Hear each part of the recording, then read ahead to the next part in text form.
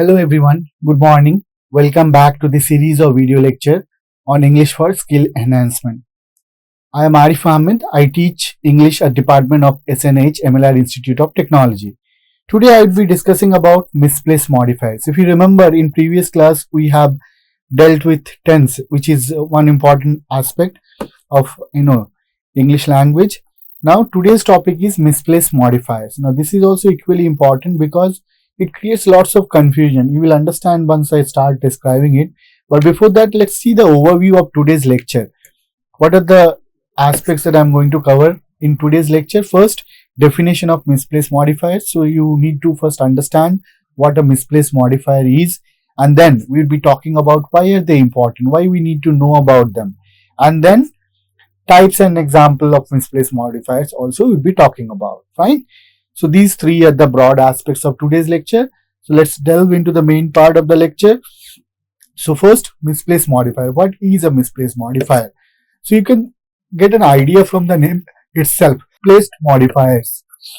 So there are two things. One is modifier, and then that modifier would be misplaced. That means it won't be at its proper place or exact place. For example, see, a misplaced modifier is a word. Now, what a misplaced modifier can be? Word, phrase, clause. Okay, it can be anything. It can be a word, single word. It can be a group of word, phrase. It can be a clause also, right? But the main thing is they would be misplaced. They won't be at their exact place. Fine. I hope you understood. So now let's see.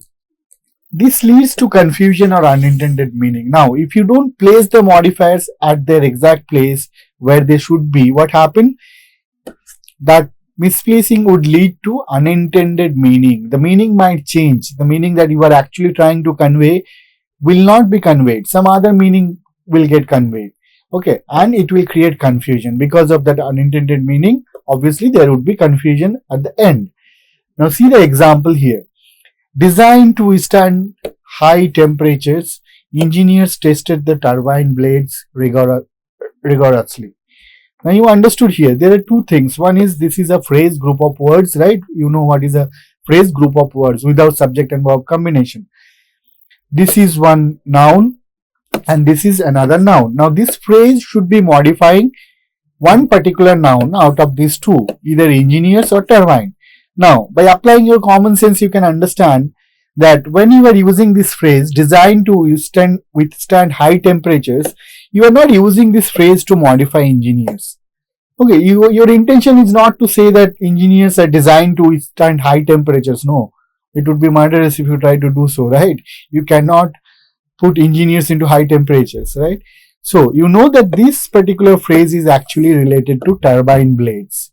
They are actually designed to withstand high temperatures. So what happens? It is not placed properly. The rule is the misplaced modifier should be placed nearer to the noun it is modifying. So here this is the misplaced modifiers, right? And this is the noun it is modifying. In between another noun came. So it got misplaced, and that's why it's creating confusion. From this sentence, the literal meaning of this particular sentence is as if engineers are designed to withstand high temperature, which is hilarious and also murderous, right? So I hope you understood. So how do you rectify it? You need to remember one rule which is applicable everywhere, that the modifier should sit close to the noun it is modifying. So these two things should be coming nearer, like one after another. So how do you rectify the sentence? You can simply say, engineer tested the turbine blades rigorously, designed to withstand the high temperatures. Or you can otherwise you can say like that, the turbine blades which are designed to withstand high temperature are tested rigorously by the engineers. A little modification, like you are changing the structure of the sentence, you can do, but the basic fact is the modifier and the noun it is modifying should be close to each other. There should not be any other noun in between. Fine, I hope it's clear now. Now let's see why are they important. Why we need to know about misplaced modifiers. See the reasons.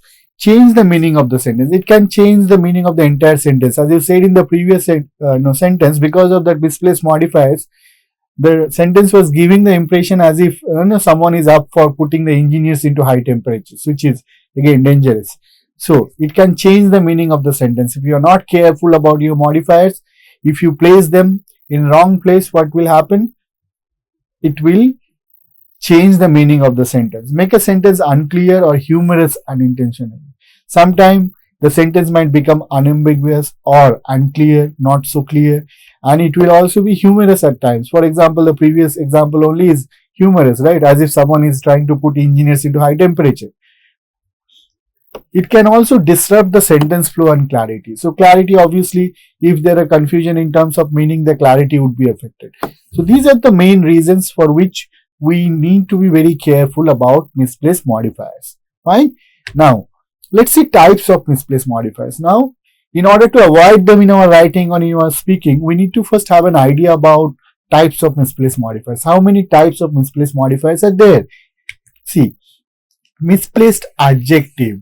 So one modifier, adjective by default is modifier. Adjective always modify what?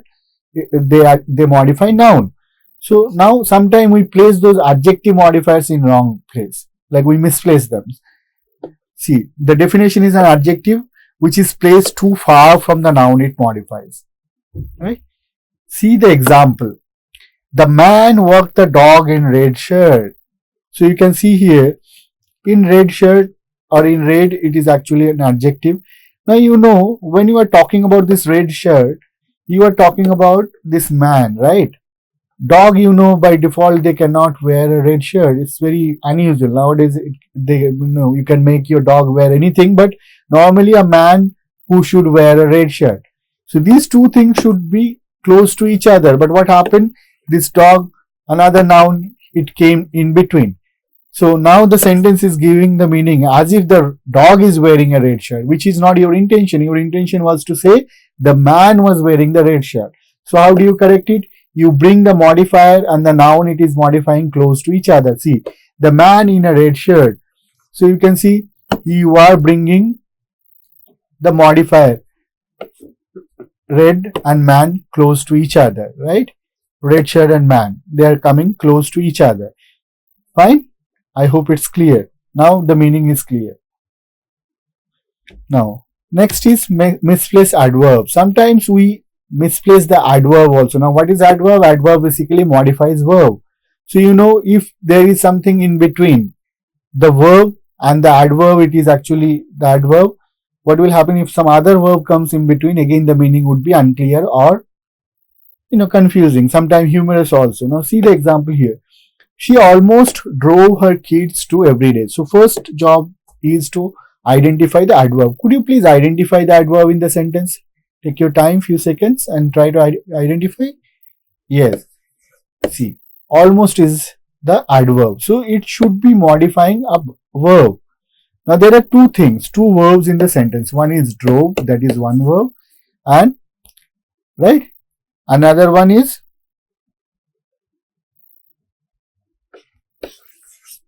every day. Now, how do you place it? See, now you can see when you are saying she almost drove, you are giving the impression as if what is happening? The act of driving is almost. Now, if you are driving, you are driving. You cannot say that I was almost driving, right? So this is misplaced. But you can well say that she drove her kids to school almost every day. Almost is actually modifying this particular thing. So they are coming closer to each other. It's fine now. It's giving a perfect meaning, perfect sense. It's making perfect sense. So I hope this is clear. This is misplaced adverb. Now, these misplaced adjective and adverbs, they are relatively easier because they are only about one single word. And it is always easier to identify an adjective or adverb in a sentence. So the moment you are dealing with misplaced adjective or adverbs, first thing you need to do is you need to identify the adjective or adverb in those sentences. And then you need to assess which particular noun or verb that particular adjective or adverb is modifying, and you should bring them together close to each other. Your problem would be solved, right? Now, let's see next kind of misplaced modifiers, that is third type, that is misplaced phrase. Now you are not dealing with one single word anymore like adjective or adverb. It is phrase. Now what is a phrase? Phrase is group of words without subject verb combination. Group of words, right? So a prepositional or participle phrase. There are many kind of phrase: noun phrase, prepositional phrase, participle phrase. What will happen? They would be placed too far from the noun, it should modify. So phrase, sometimes phrase also can be used to modify a noun. Now if they are not close to each other, again the same problem will arise. The meaning would become unclear or unambiguous or ambiguous. Sorry. Now let's see the example. Covered in wild flowers, we saw a beautiful valley. Very humorous also. See, what is the phrase here? So you know you are dealing with misplaced phrase, right? Now your first job is to identify the phrase in the sentence. What is the phrase? This one is the phrase. Covered in wild flowers. A group of words. It's a phrase. Now it should be modifying something. It should be modifying a noun. It can modify this pronoun or it can modify the beautiful valley. Now you can know, like, by applying your basic common sense, you can understand that we won't be talking about as if we are covered in wildflowers, right?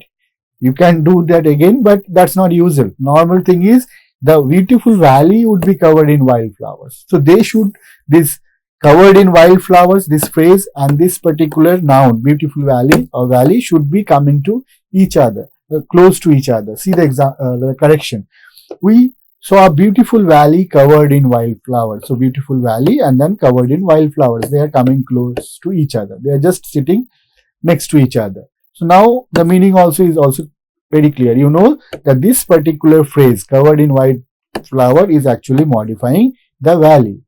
Fine. So this is example of misplaced phrase. Now let's see the fourth type, that is misplaced clause. Sometimes a clause like phrase, a clause also can be misplaced. Now what is a clause? Again, group of words, but it would have a subject and verb combination. See here the example. The mechanical system was repaired by the technician that had failed during the test. Now you know this part is actually a clause, right? That had failed during the load test. This is a clause. First job is to identify the clause. So you know that it is starting with that. It is a clause. Now this is a dependent clause because the clause itself is not making any sense.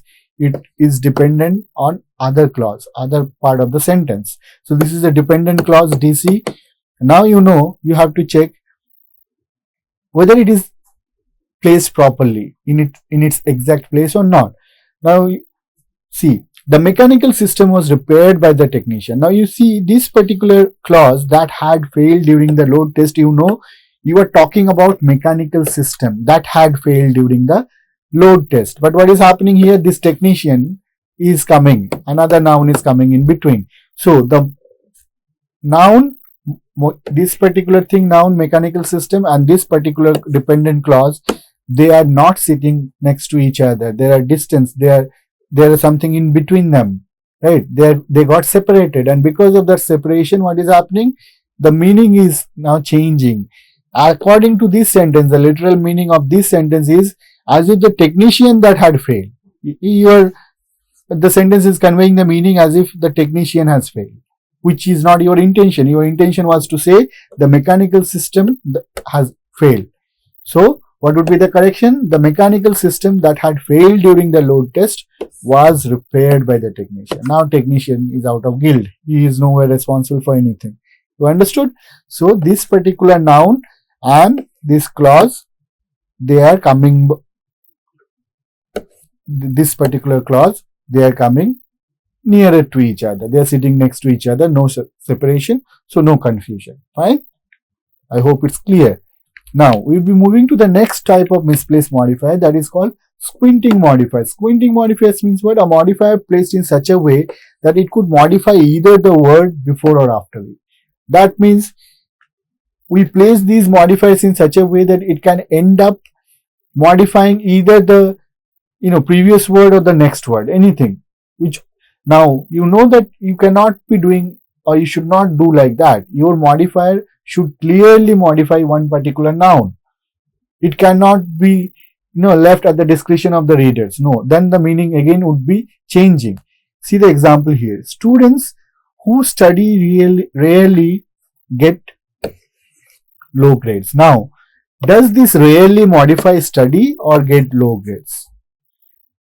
This rarely, it can modify this particular word also and this particular phrase also, or this particular portion also, low grades also. Now, if you leave the modifier like that, the meaning can be anything. Two ways the sentence can be interpreted. The students who study rarely get low grades means studious students, they rarely get low grades. They will always get good grades. Okay. Another meaning can be the students who study rarely get low grades. Means students who rarely study, they obviously will get low grades. So it can be interpreted in both the ways. So how do you write the sentence in a better manner to avoid the confusion? Students who rarely study get low grades. This is one way of writing it. Okay. So it is clearly modifying this particular study, means study rarely. They study rarely. Other way of writing the sentence can be students who study get low grades only rarely. So this act of getting low grades also can be rarely.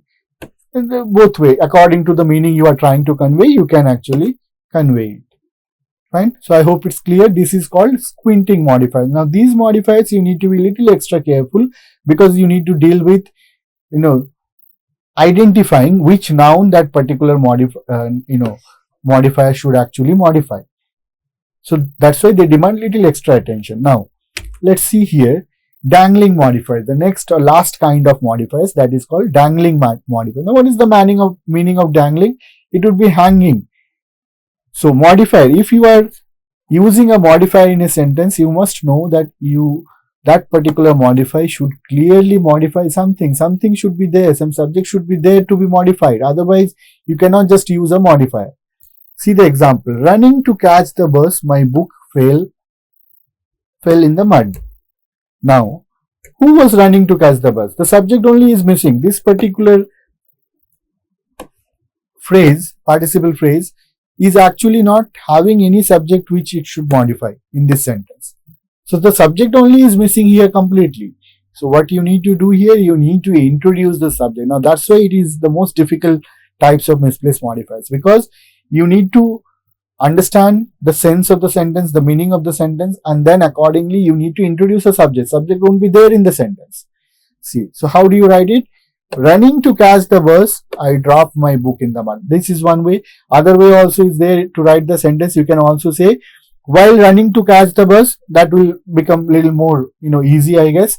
While running to catch the bus, I dropped my book in the mud. That is also fine. Or you can also say, I dropped my book in the mud while running to catch the bus. Fine. So this is called misplaced modifiers. So I hope there are 6 major modifiers. First, adjective modifiers and adverb modifiers. They are easy because you can easily identify adjective and adverb. Okay, now next comes phrase modifiers. Phrase modifiers is little difficult because it's group of words. So you need to first identify the phrase in the sentence, and then you need to also decide which noun it actually should modify, and you should bring them together close to each other. Then clause modifiers also same like phrase modifiers only. Clauses, it would be a group of words with subject verb combination. And then the next one is squinting modifiers. The modifiers would be there, but it would be placed in such a manner that it can end up modifying either word, either the word before or the word after. So that is also not the correct way. It should be placed in such a way that it modifies only one particular noun, the intended noun. Then the last one is dangling modifiers. Dangling modifiers means modifiers would be hanging in the sentence, but it won't have anything to modify, which is again not acceptable, because if you are using a modifiers, it must modify something. Then only the role become valid in a sentence, the role of the modifier. So I hope it's clear now. So let's see how you can fix those errors in terms of misplaced modifiers. So whenever you are dealing with adjective, misplaced adjective, which is far from noun, how do you fix it? You move that adjective and the noun it is modifying closer to each other. So you should move the adjective closer to the noun. That is way of fixing that error. Now adverb, misplaced adverbs, how do you do? Move the adverb near to the correct verb.